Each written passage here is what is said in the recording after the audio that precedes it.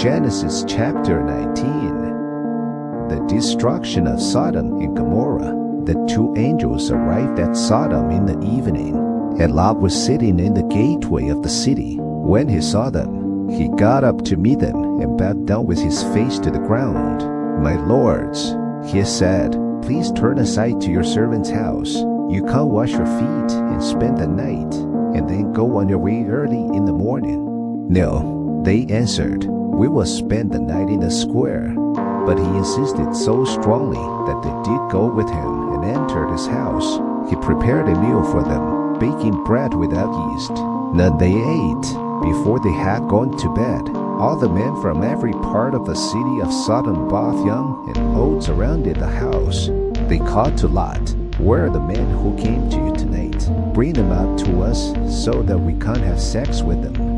Lot went outside to meet them and shut the door behind him and said, "No, my friends, don't do this wicked thing. Look, I have two daughters who have never slept with a man.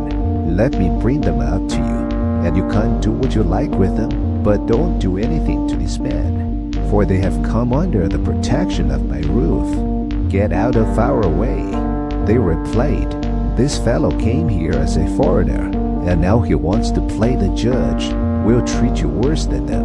They kept bringing pressure a lot and moved forward to break down the door. But the men inside reached out and pulled Lot back into the house and shut the door.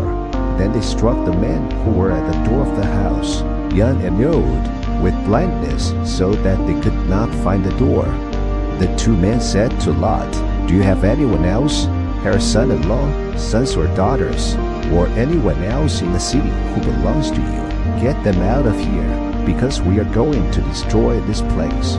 The outcry to the Lord against his people is so great that he has sent us to destroy it. So Lot went out and spoke to his sons-in-law, who were pledged to marry his daughters.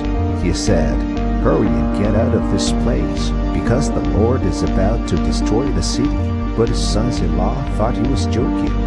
With the coming of dawn, the angels urged Lot, saying, "Hurry, take your wife and your two daughters who are here, or you will be swept away when the city is punished."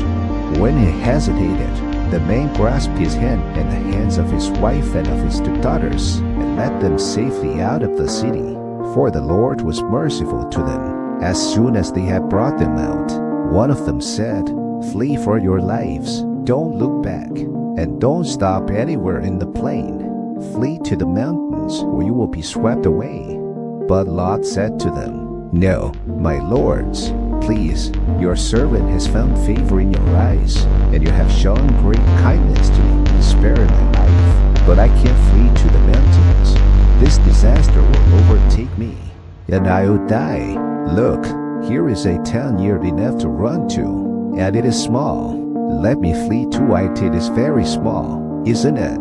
Then my life will be spared." He said to him, "Very well, I will grant this request too.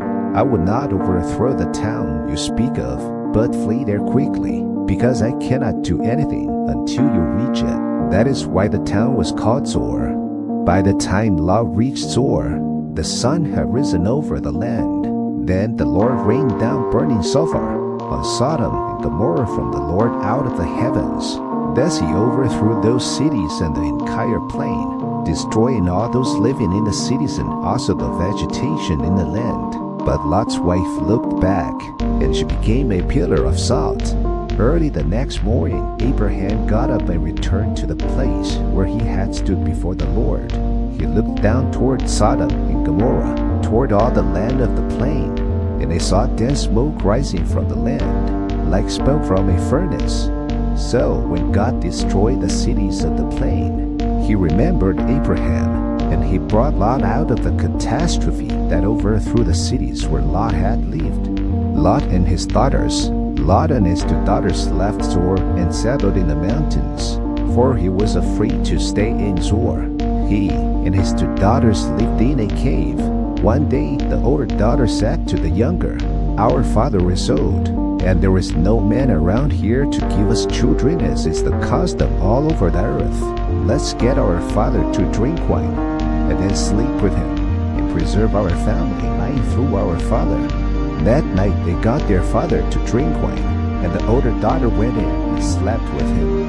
He was not aware of it when she lay down or when she got up.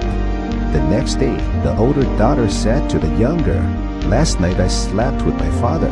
Let's get him to drink wine again tonight, and you go in and sleep with him, so we can preserve our family line through our father." So they got their father to drink wine that night also, and the younger daughter went in and slept with him. Again he was not aware of it when she lay down or when she got up. So both of Lot's daughters became pregnant by their father. The older daughter had a son, and she named him Moab. He is the father of the Moabites of today. The younger daughter also had a son, and she named him Ben-Ami. He is the father of the Ammonites of today.